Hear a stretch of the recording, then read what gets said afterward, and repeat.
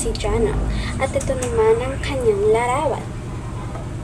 Si John Locke ay isang pilosopong Ingles noong ika-17 siglo. Nakilala bilang ama ng liberalismo. Ipinanganak siya noong Agosto 29, 1632 at namatay noong October 28, 1704. Ang kanyang mga ideya ay nagbigay ng malaking impluwensya sa pagbuo ng modernong filosofiya, politika at edukasyon. Mga konsepto o salita na may kinalaman sa pilosopo. Narito ang ilang konsepto at salita na may kinalaman kay John Locke. Una, empirismo.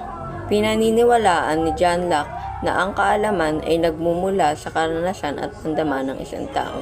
Teoryang kontrata sa lipunan. Ang gobyerno ay nagmula sa isang kasunduan ng mga mamamayan upang protektahan ang kanilang karapatan. Karapatang pantao. Ipinagtaguyod nila ang mga karapatang pantao tulad ng buhay, kalayaan at pag-aari. Liberalismo.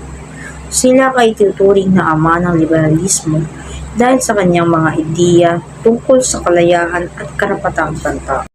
Kalayaan. Ipinagtaguyod nila ang kalayaan ng mga individual at proteksyon ng kanilang mga karapatan. Paggamit ng katwiran.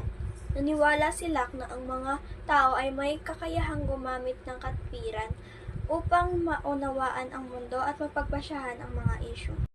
Kaisipan na ipinalaganap ng pilosopo. Kaisipan ng kanyang pinalaganap, si John Locke ay isang Ingles na pilosopo at manggagamot na kadala sa kanyang mga kontribusyon sa empiricism at liberalismo. Ang ilan sa mga kaisipan na pinalaganap niya ay empiricism. Ang kaalaman ay nagmumula sa karanasan at pandama, hindi sa likas na ideya.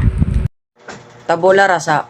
Ang isip ng tao ay pinanganak na blanko at ang kaalaman ay nakukuha sa pamamagitan ng karanasan at pagmamasid.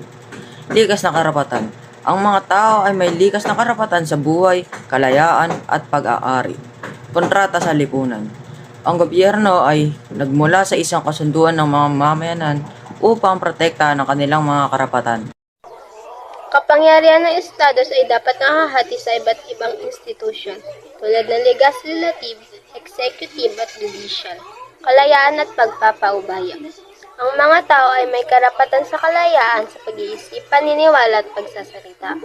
Ang mga kaisipan nila ay nagbibigay ng malaking impluwensya sa pagbuo ng modernong demokrasya at liberalismo, at patuloy na nakaka-impluwensya sa mga usapin tungkol sa politika, karapatang pantao at edukasyon hanggang Being all equal and independent, no one ought to harm another in his life, health, liberty, or possessions.